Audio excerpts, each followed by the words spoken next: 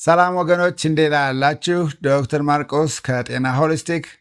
በአለፈው ቪዲዮ ተምርና ማር መደባቸው ፍሩክቶስ የበዛበት ካርቦሃይድሬቶች ናቸው። ማርና ተምር ካርቦሃይድሬቶች ናቸው። እንደ ካርቦሃይድሬትም በብዛት ስንበላቸው የጤና ችግር ሊያመጡ ይችላሉ ብዬ በመናገሬ ብዙ ሰዎችን ያጉረመረመ ይመስላል፣ ያነጋገረ ሆኗል። ዋና መከራከሪያ ምንድን ነው? መጽሐፍ ቅዱስ ላይና ቁራን ላይ ስለተጠቀሱ በጤናማነት በቃ እነሱን አትንካብን ነው ማሰለኝ አይደል እንዴ? የኔ ክርክር ደግሞ ድሮ እንበላቸው የነበሩ ካርቦሃይድሬቶች በሙሉ በእኛ የአኗኗር ልዩነት፣ በእኛ የአኗኗር ለውጥ ምክንያት አሁን ግን ለጤናችን መዛባት መንስኤ ናቸው እያልኩ ነው እየተናገሩ ያለሁት አይደል እንዴ? ማርና ተምርንም ከዛ አንጻር ነው አፕሮች ያደረኩት። ድሮ እንበላቸው የነበሩ ጤናማ ናቸው፣ ጠቃሚ ናቸው የምንላቸው ካርቦሃይድሬቶች በሙሉ ዛሬ ግን የኛ የአኗኗር ዘይቤ በመቀየሩ ካርቦሃይድሬቶች ደግሞ እንደ ዋናነት ምንድን ናቸው? የኃይል ምንጭ በመሆናቸው እኛ ደግሞ ያንን የኃይል እያቃጠል ነው እየተጠቀምነው ስላልሆነ አኗኗራችን ተለይቷልና የጤና ችግር እያመጡበን ነው ጥያቄው።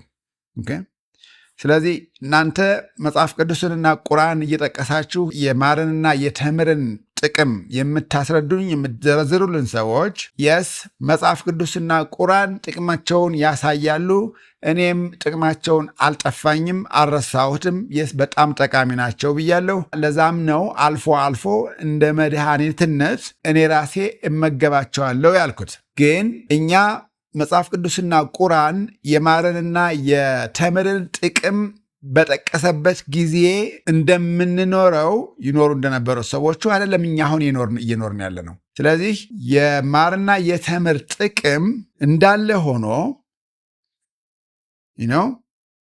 that stays constant አይደለ? በቃ that still there። ግን የእኛ ያኗኗር ሁኔታ ግን ተለዋውጧል አይደል እንዴ?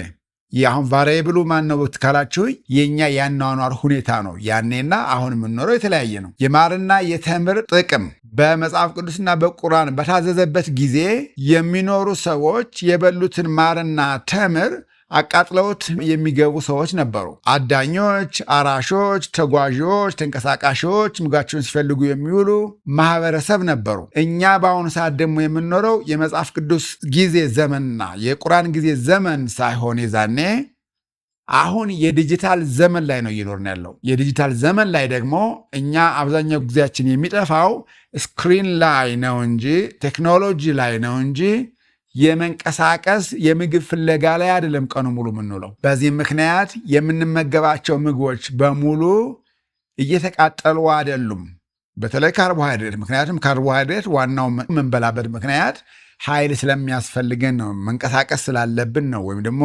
የሰውነታችን ስራዎችን ሲሰራ በውስጥ ያሉ ስራዎችን ሲሰሩ ኃይል ምንጭ ስለሚያስፈልጋቸው ካርቦሃይድሬት ያስፈልጋቸዋል። ካርቦሃይድሬት እንበላለን ለመተንፈስ፣ ለመተኛት፣ ለመንቃት፣ ለመኖር እንዲህ ብዝም ብሎ አላለ ለሚያስፈልገው ቤዚክ ነገር ካልሆነ በስተቀር እየተንቀሳቀስን አይደለም። ተቀማጮች ነን። ስክሪን ላይ አፍጠን የምንውል ሰዎች ነን። ኮምፒውተር ላይ ተቀምጠን የምንውል ሰዎች ነን። በመኪና ስንንሸራሸር የምንውል ሰዎች ነን። ኃይል ያን ያህል አያስፈልገንም። ስለዚህ የካርቦሃይድሬት ኮንሳምፕሽናችን ይቀንስ ነው። ከነዛ ካርቦሃይድሬቶች ውስጥ ደግሞ አንዱ ሁለቱ ማርና ተምር ናቸው። ጥቅማቸው እንዳለ ሆኖ ማለት ነው። ግን ብዛታቸው መቀነስ አለበት። ወይም ደግሞ ፍሪኩዌንሲያቸው ምን ያህል በቀን በሳምንት ውስጥ ምን ያህል ጊዜ እንጠቀማቸዋለን የሚለው ነው መልስ ማግኘት ያለበት። ዛሬውኑ በልተኸው 3፣ 4፣ 5 ተምር ፍሬ ተምር በልተህ ተነስተህ ስትንቀሳቀስ የምትውል የምትሮጥ የምትለፋ የምትነሳ የምትወድቅ የምትማስን ህይወትን ለማሟላት ስትደክም የምትውል ሰው ከሆን ኢሬሌቫንት ነው ዲስከሽናችን። እኔ ደግሞ አድሬስ እያደረግኩ ያለሁት እነዛን ሰዎች አይደለም። እኔ አድሬስ እያደረግኩ ያለሁት አንተንና እኔን በልተን ስክሪን ላይ የምናፈጠውን ነው። አንተንና እኔን በልተን በመኪና ተነስተን የምንደርስበት ቦታ የምንንቀሳቀሰውን ነው። አድሬስ እያደረኩ ያለሁት አንቺንና እኔን በልተን ኮምፒውተራችን ላይ ቁጭ ብለን የምንውለውን ነው። በእግራችን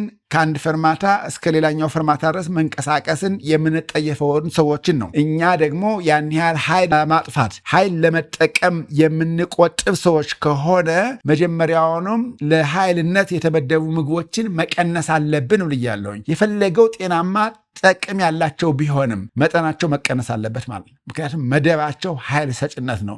ያን ያህል ኃይል ደግሞ እያስፈለገን አይደለም። የሚያስፈልገን ከሆነ go ahead eat it no problem። የሚያስፈልግህ ከሆነ ለኃይልነት ለማቃጠል ዝግጁ መሆን ከሆነ ችግር የለብኝም በሱ ላይ። ግን መጽሐፍ ቅዱስን እየጠቀስን ቁርአንን እየጠቀስን እነኚህ በመጽሐፍ ቅዱስና በቁርአን ላይ ጠቃሚ ናቸው መድኃኒት ናቸውና አትንካብን የምትሉ ከሆነ ኢሎጂካል እየሆናችሁ ነው። ኢንኮንሲስተንት እየሆናቸው ነው በአስተሳሰባቸው ራሱ። ለምን ወይ እንደ መጽሐፍ ቅዱሱ እንደ ቁርአኑ ዘመን ጊዜ ኑር፣ ሳይንስን አልቀበልም ያላችሁኝም አሉ። እኛ የምንኖረው በመጽሐፍ ቅዱስ በመጽሐፍ ቁርአን ነው ካልከኝ that's fine I'm happy for you። ግን እያናገርኸኝ ያለው ደግሞ ሳይንስን ባመጣው ቴክኖሎጂ ነው። በስክሪኑ ነው እያናገርኸኝ ያለው አይደል እንዴ? ወይ የመጽሐፍ ቅዱስ ሕይወትን ምረጥ ወይ ደግሞ የአሁኑን የዲጂታል ዘመኑን ምረጥ፣ የሳይንሱን ማለት ነው። እንደ ሶስተኛ አማራጭ ሁለቱን አጣጥመህ ኑር። የቁርአን ዘመንም አለ እምነቱ፣ የዲጂታል ዘመን ደግሞ አለ ሪያሊቲው። አንተ መሃል ላይ አጣጥመው። ሳይንሱንም የቁርአን የመጽሐፍ ቅዱስ ሕይወትን አጣጥመ ካልኖርክ በስተቀር በዲጂታል በሳይንስ ሕይወት እየኖርክ ግን የመጽሐፍ ቅዱሱን ጥቅም ብቻ ነው የምቀበለው ያተተውን ብቻ ነው የምቀበለው ማለት አልጣጣምልህ እያለ ነው አይደል እንዴ? አንተ እያናገርኸኝ ያለኸው እኮ በዚህ በዲጂታሉ በሳይንሱ ውጤት በሆነው በዲጂታሉ ዘመን ያለው ቴክኖሎጂ ተጠቅመህ ነው እያናገርኸኝ ያለኸው አይደል እንዴ? ተቀምጠህ ነው አይደለም? ታይፕ አድርገህ እያናገርኸኝ ያለኸው ኢነርጂ ያወጣህ አይደለም። ያ ኤቪደንስ ነው ኦልሬዲ። በቃ ያን ያህል ኢነርጂ የመጽሐፍ ቅዱስና የመጽሐፍ ቁርአን ላይ የታተተው የኢነርጂ መጠን እንደማያስፈልግህ እየነገርኸኝ ነው። Why? Because you're talking to me through the screen digitally. Not walking, not running, not jumping, not pulling, not throwing. አክቲቭሊ አይደለም እየሰራ ያለው እያናገረኝ ያለው ተቀምጠህ ነው። መቀመጥ ደግሞ ያን ያህል ኢነርጂ አያስፈልገውም። የመጽሐፍ ቅዱስ የቁርአን ጊዜ የታዘዘ አይነት የምግብ ብዛት አያስፈልግህም። ሕይወት ሰውነትህ እየኖረ ያለው በእርግጥም የዛኔ የመጽሐፍ ቅዱስና የቁርአን ዘመን አይነት ጊዜ ነው እየኖረ ያለው። ኤንሽንት ቦዲ ነው ያለህ ያልኩት የዛኔ ለዛ ነው። የስ ቦዲህ ያለህ ሰውነት ሜታቦሊዝምህ የዛኔ የኤንሽንት ጊዜ ወይም ደግሞ የመጽሐፍ ቅዱስ ጊዜ የቁርአን ጊዜ አይነት ሕይወት ነው እየኖረ ያለው። አንተ ግን ላይፍ ስታይልህ እንቅስቃሴ አኗኗርህ በሙሉ ግን የመቀመጥ ኑሮ ነው። አልትራ ፕሮሰስድ የሆነ ምግብ የመመገብ ሕይወት ነው ያለው። የድሮ ጊዜ አልትራ የሚባል ቃል ራሱ አልነበረም። ፕሮሰሲንግ ራሱ ስሎሊ የመጣ ነገር ነው በጣም በቅርቡ። ግን እኔ እናንተ አሁን እየተነጋገር ነው አልትራ ፕሮሰስ ምግብን እየተመገብን ነው። ይሄ አልትራ ፕሮሰስ ምግብ በምንበላበት ዘመን ተቀምጠን በምንውልበት ዘመን ላይ የድሮ በመጽሐፍ ቅዱስና በቁርአን ጊዜ የታዘዙትን ኤግዛክት አፕሊኬሽን እዚህ ጋር እናስቀምጣለን ካልከኝ ኢትስ አፕ ቱ ዩ።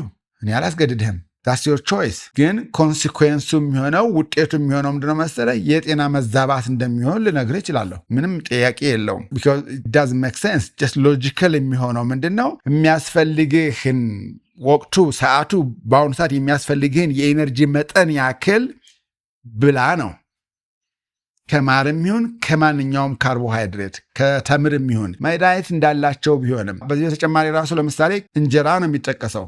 እንጀራ እኮ በጣም ጥሩ ጠቃሚ የሆኑ ነገሮች አሉት፣ አይረንን ጨምሮ ፕሮቲንም አለው። ለምን አትብሉ ትለናለህ ብላችሁ የተናገራችሁ ሰዎች አሉ። አንደኛ አትብሉ አላልኩም፣ ቀንሱ ነው ያልኩት።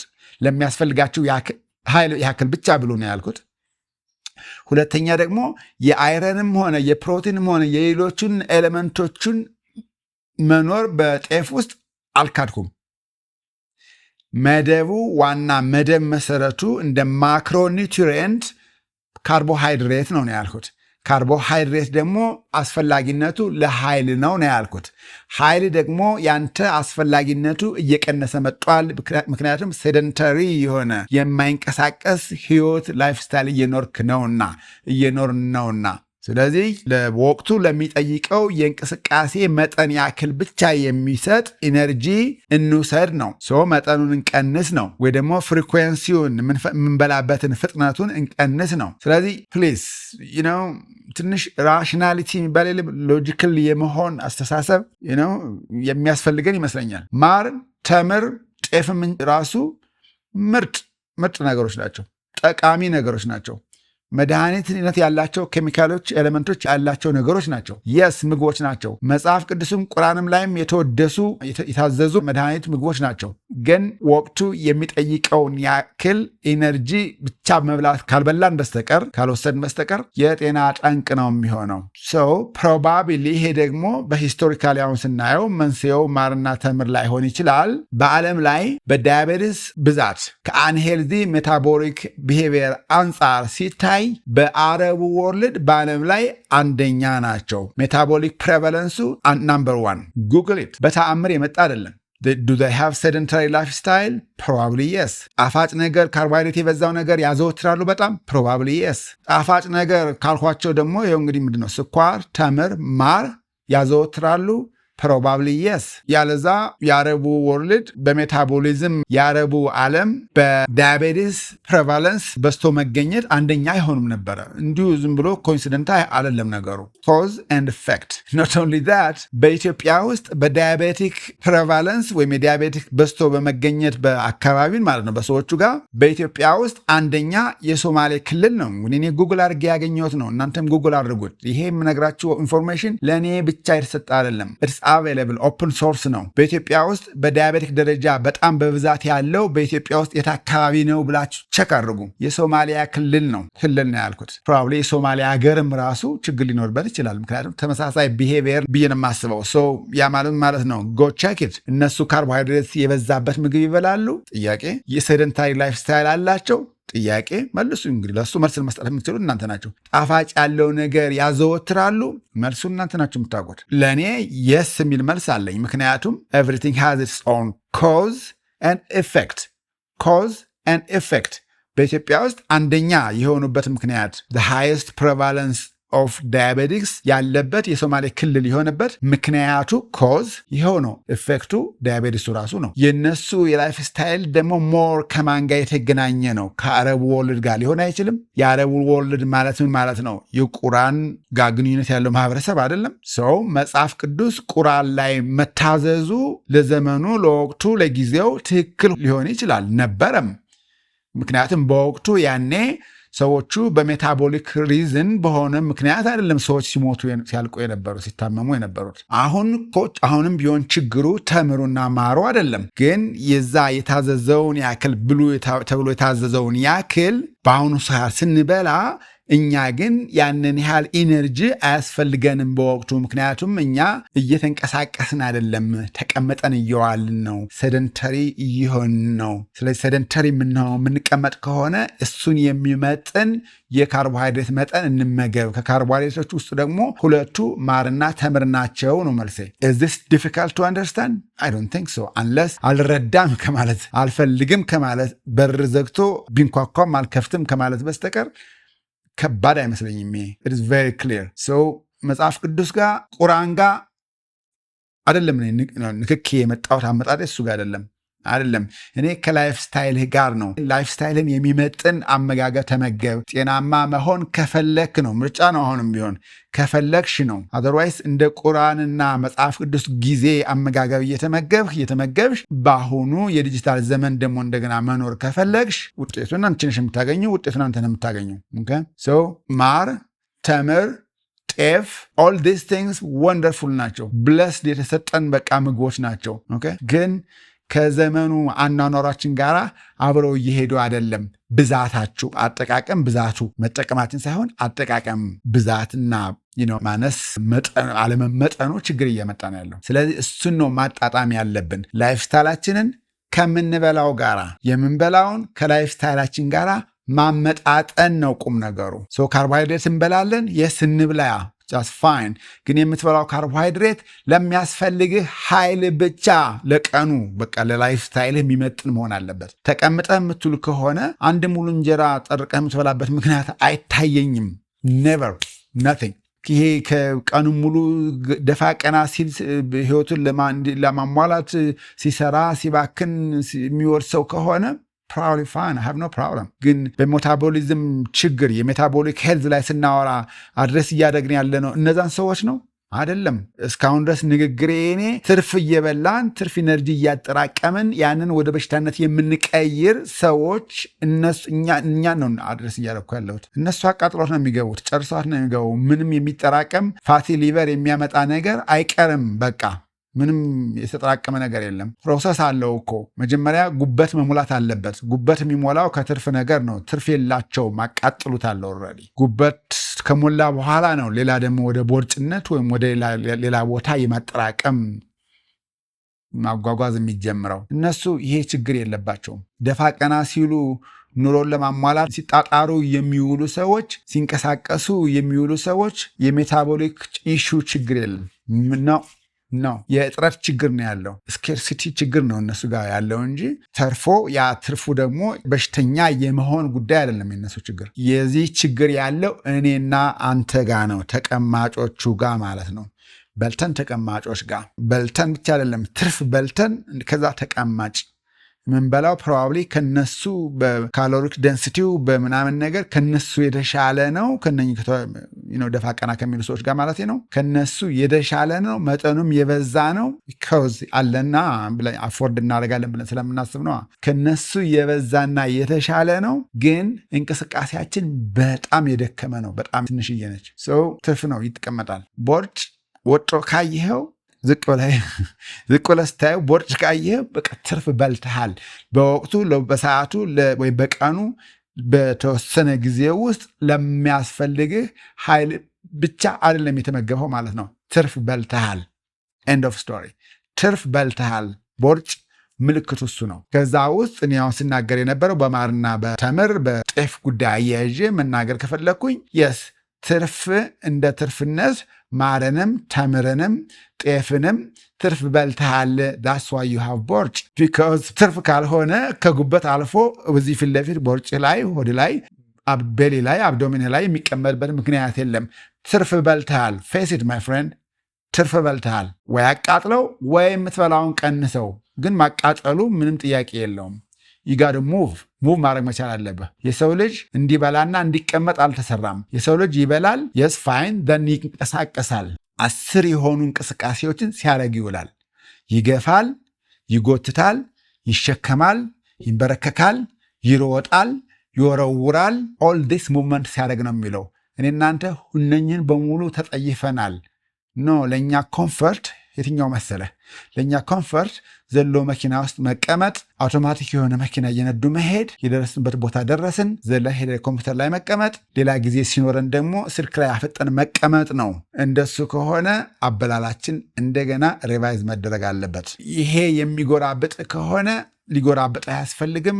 እስኦኬ ሊቭ ዘ ወይ ዩ ዋንት ሊቭ አስ አሎን። እኛ እንደፈለግን ደግሞ መኖር እንደምንፈልገው እንደገባን እንኖራለን። ኦኬ። ስለዚህ መጽሐፍ ቅዱስ ማጣቀስ አያስፈልግም። ቁራን ማጣቀስ አያስፈልግም። the way you live is according to your Quran's prescription and Bible's prescription. I have no problem. Go ahead and live it. Again, just remember, this is the digital age. ስልክ ላይ አፍጠነ የምትውለው፣ ኮምፒውተር ላይ አጋጠነ የምትውለው፣ መኪና ላይ ተፈናጠነ የምትውለው። This is the digital automation age. It's not Bible age or Quran age. ይህንን ማስታረቅ ካልቻልህ ችግሩ ራስ ላይ ነው የሚሆነው። ችግሩ ግን ዞሮ ዞሮ ደግሞ ያ ችግር የአገርም የማህበረሰብ ችግርም ነው የሚሆነው፣ ያንተ ችግር ማለት ነው። ስለዚህ you got to bring yourself to time and space መጣጣም መቻል አለበት። ያኔ የነበረው ዛሬ እየኖርከው አይደለም። ስለዚህ ይሄንን አድሬስ ለማድረግ ነው የፈለግኩት። ካርቦሃይድሬትን ካልመጠንህና ካልመረጥህ ዞሮ ለራስህ ችግር ነው፣ ለቤተሰብ ችግር ነው፣ ለማህበረሰብ ችግር ነው፣ ለአገርም ችግር ነው። ኖ ኮሽን አባውት ኢት። አገሮች ያዩት ነው ኦልሬዲ። ዛሬ በክሮኒክ ዲዚዝ ምክንያት ማኔጅድ ኬር ይሉታል እነሱ። በክሮኒክ ዲዚዝ ምክንያት የሚሰቃዩ እንደ አገር እንደ ኢኮኖሚ እየተሰቃየ ነው። እንደ ሶሳይቲ ማህበረሰብ እየተሰቃዩ ናቸው። እንደ ቤተሰብ እየተሰቃዩ ነው። እንደ ግለሰብ እንደ አንድም ራስ እየተሰቃየ ነው የምትሆነው። ለምን? የጦርነት የበሽታ አውድማ ስለሆን ያ ጦርነት የበሽታው ጦርነት የሚያደርሰውን ደግሞ ዳሜጅ ሰምባዲ ይሸከመዋል። አንተ ወይም ማህበረሰብ ወይም አገር ወይም ሁሉም አንተም አገርም ማህበረሰብም ሶስቱም ተሸክመን እንኖራለን ማለት ነው። ሰው ይሄ እንደ ቀልድ ፌዝ ዋዛ አድርጋችሁ እንደዚህ የምትናገሩ ሰዎች አንዳንድ ያናደኛል። ሲሪየስ ያናደኛል። አለመንቃት ነው። you don't see a problem አይነ ጋ ግንባር ጋ አፍንጫ ጋ ተቀምጧል እኮ ችግሩ አፍጦ ተቀምጧል። ግን you don't see it or you don't take it seriously እና እንደውም ሲሪየስሊ ያዩትንና ሲሪየስሊ ይወስደው ያሉትን ሰዎች ትነቅፋለህ። ያ ስልጣኔ አይመስለኝም። እሱ በጣም ወደኋላ ቀርነት ነው። so go back and live like the Stone Age or the Bible age or the Quran age. I have no problem, live it. ግን ሌሎች ደግሞ መኖር የሚፈልጉትን ስታይል የላይፍ ስታይል መከተል የሚፈልጉ ሰዎች ደግሞ ማደናቀፍ የለብሽም። ይሄው ነው ዛሬ ያለ